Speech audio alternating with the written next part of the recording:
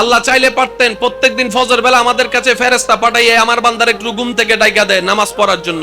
আল্লাহ সেই কাজ কখনো করবেন না। কেন করবেন না? আল্লাহ পাক বলে যে আমি তাকে বুঝাই দিয়েছি নামাজ পড়লে কি না পড়লে কি, এবার পড়লে পড়ুক না পড়লে নাই, বান্দা তোর যেমন ইচ্ছা তেমন কর। তবে এতটুকু মনে রাখবি, একদিন হাসরের ময়দান আমার কাছে আসতে হবে, সব হিসাব আমাকে বুঝাই দিতে হবে। কথা বলেন ঠিক কিনা? এবার স্বাধীনতা, সবাই একটু আওয়াজ দিয়ে বলবেন, ডান হাত তুলে দেখাই বলবেন, স্বাধীনতা আল্লাহ আমাদেরকে দিছে নাকি দেয় নাই? এটার ব্যবহার কিভাবে করব এটারও স্বাধীনতা আল্লাহ আমাদেরকে দিয়েছেন। আপনি এখন যাই যদি নামাজ পড়তে দাঁড়ান, কেউ আপনাকে নিষেধ করবে?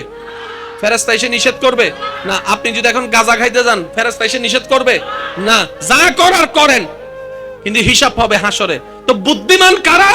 যারা বলে যে দুনিয়ার সাময়িক 2 দিনের গড্ডা 2 ঘন্টার শান্তি আমি চাই না, আমি আজীবনের শান্তি চাই। তাই 2 দিনের সুখকে পান মাটির নিচে চাপায় দিয়ে ওই আজীবনের সুখের জন্য যে ধৈর্য ধরতে পারে, তার জন্য দুনিয়াও নিয়ামত হয়ে যায়, হাসর পরকালও নিয়ামত হয়ে যায়। বলেন না সুবহানাল্লাহ।